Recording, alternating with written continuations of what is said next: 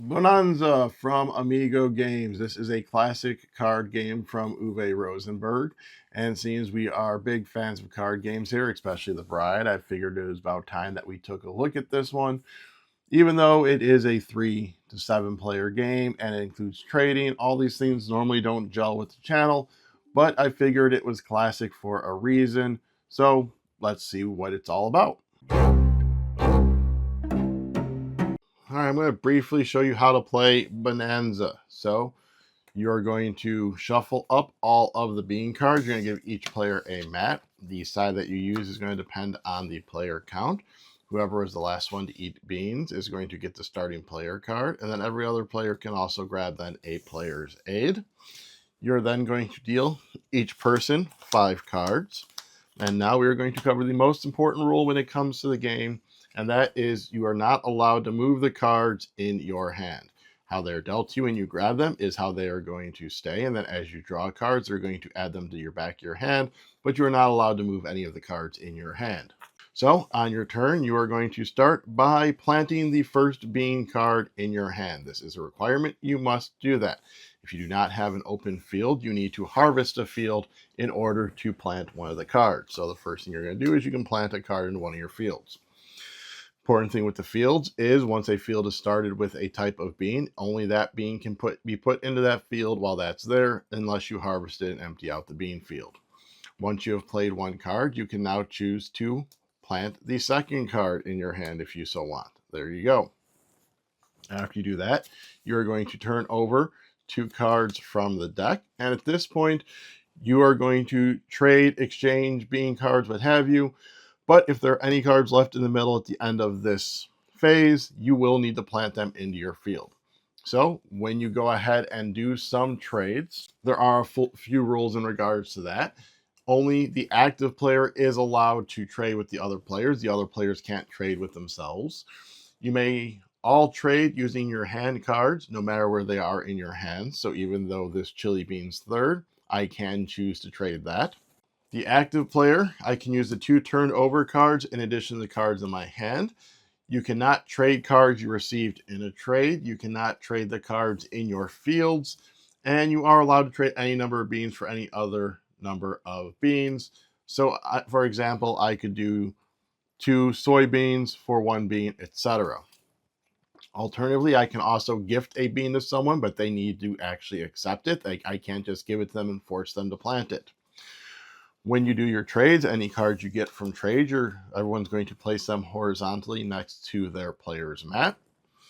And then once all trades are done, we move into the third phase, which is we must plant all traded cards and any turned over bean cards. So had I traded for the soybean, I would have to plant this one in there, and I would also have to plant this one. In order to plant this one, I would need to harvest a field in order to make room for it. So to give you an example of harvesting, so say I need to harvest in order to make room for this bean. So right now I have 2 options I can harvest these because there's a bean protection rule. Even though there is 1 bean here, I am not allowed to harvest this bean because there are other available fields to harvest. If I only had fields with 1 bean, that protection rule isn't there. But because I have this, I can harvest one of these 2 fields. When you harvest a field, you are going to see how many beans you have, and you're going to check the beanometer down here to see how many coins you get. So the blue bean, I have 1, 2, 3, 4. So if I harvest this one, I'm going to look in the card. It shows 1 coin. So I'm going to flip one of them over for the coins, discarding the rest. Alternatively, I look at this garden bean. If I did 2, I would get 2 coins. So I'd take both of these and place them here, which gives me room to plant my card.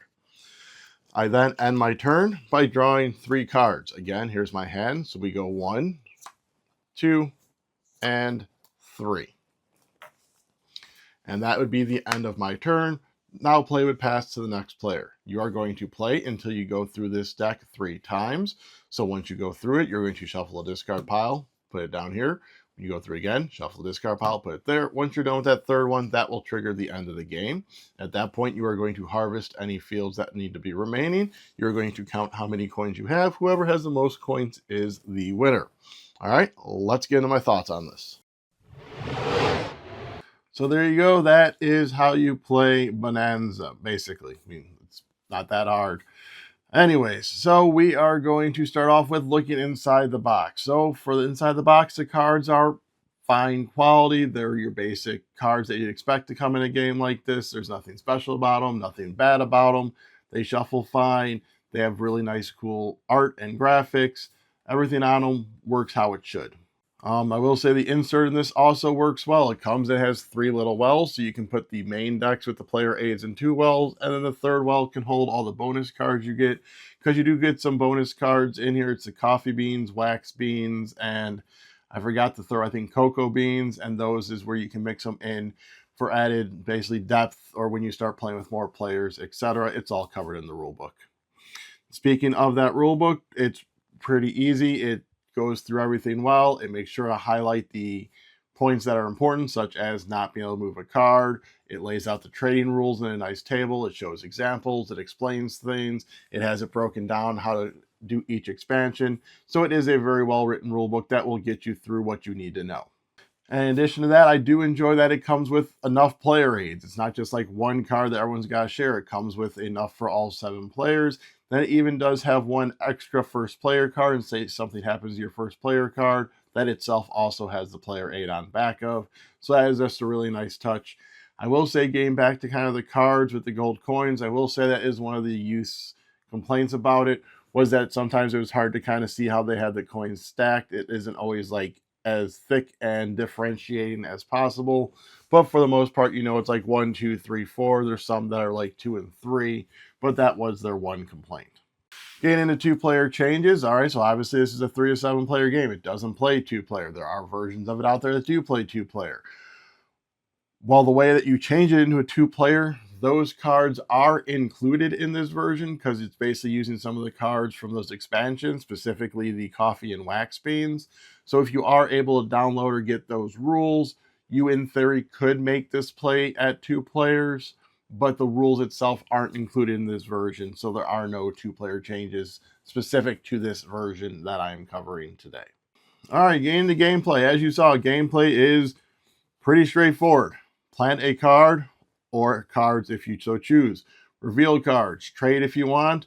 Plant those cards. Draw cards. Next player goes. You play until you go through the deck 3 times. Obviously, the main rule here that everyone has to abide by is that you can't move cards in your hand. So that is going to be something that, especially if people are used to playing card games, is going to take them a little bit to get used to, because you're used to like grouping the cards that are all together, that are alike, etc. So that is going to be one rule that may be hard for some players to grasp, because it goes against your natural inclination to organize and arrange your cards.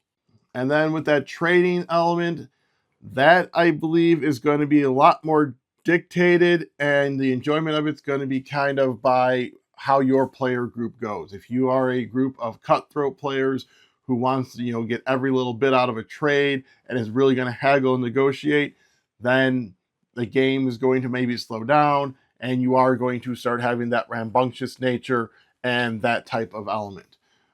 We personally are more easygoing and all that. We were kind of like, hey, I got what you need over there. Can I have what I need? Sure, here you go. Hey, I don't want this. I don't want anything. I got what I need in my hand. I'll just trade you these cards, or I'll just give you these cards, etc. So that's kind of what I mean about how the trading can go well, or it could be contentious, and then that's kind of going to dictate how the game goes and what have you. Also, with the fact that you go through the deck 3 times, at first that's kind of like, wow, that's a big deck. We got to go through it 3 times. Then as you go through, you realize, all right, well, no, because I'm going to be putting cards off here. I'm going to be having cards in my beans. We have our hands. So that deck is going to dwindle. So in essence, those last 2 times through the deck might even be shorter than time going through the deck once. Again, depending on level and trades and such. But overall, I'm going to say the game is fine. Our plays, as I said, were kind of easygoing in regards to the trading and the gifting. So it played smooth and wasn't contentious, but did just feel a little bit flat, because I believe that trading mechanism is kind of key to enjoying this and having that dynamic trade market, because by doing the trades is also how, in theory, you can manipulate your hand, because you can trade cards from anywhere in your hand. So being able to oh, that one's going to be in my way, so let me see if I can trade that to someone. But again, that's only going to help if those people want that bean card. So in that regards, I think this actually might work better than with more than 3, that 4, that 5, to where you are going to have a variety of beans in all the different fields. So you are going to be able to dictate more and get those cards out of your hand. And then I will say, we did grab the rules for 2 players. We did try the 2-player version, and I will say I did actually find that more enjoyable and more of a strategic option, because you can discard a card from your hand while you're planting cards. So that's one of the rule changes. So I did find that 2-player one more enjoyable personally than the 3-player one, because it was a little bit more dictated by yourself. That being said, the 3-player is still strategic, where, you know, with the trades and what you're going to plant and almost pressing your luck or mitigating your risk by, well, this one only has 6 cards in this whole deck. I might not want to have to tie up my field with that until I know what's out there. And that makes it, your strategy, a lot more dependent and reliant on all the other players and what they're willing to do, and you knowing your gaming group and how they're going to do it. Are they going to try and really mess with you and be like, oh, well, you really need that garden bean, huh? Well, I'm going to want 3 cards for that garden bean, etc., that type of thing. So in that regards, this is a highly interactive game. This is a game where your player interaction is going to be at one of the highest levels. So if that is the type of game you want, then I think this is going to be that game for you. For me, though, I found it to be only okay. I am going to give it a 6 out of 10. I'll play it if in the mood for it. Probably lean more towards grabbing those 2-player rules again. I know the youth wasn't keen on the bean theme, and even playing the length of it, even though that the deck dwindles and going through it 3 times, they did find that a little long. So this isn't going to be one we're going to be able to get out much outside of that 2-player option. But like I said, if you are looking for that high player interaction, if you're looking for that trading one, managing your cards and your planting fields, and having that almost like party game experience in essence, because it is going to be getting, you know, kind of boisterous with people doing the trades and everything going around, then I think this would be the game that you are going to want to possibly check out. Just for us personally, it is a 6 out of 10. All right, so if I could get you to head down below and hit like, subscribe, comment, share, ring the bell. Let me know if you have played Bohnanza or any of the expansions and what your thoughts are on it. Or what's your favorite type of bean? Either one, both, whichever you want to do. Also down there, you can go ahead and join the channel, which helps support this channel, and you can get exclusive perks to this channel. Another way you can do it is you can go ahead and check out Miniature Market down below for all of your board game needs. If you use our link and make a purchase, we do get a portion of those sales back to the channel. Alrighty, so being there, done that.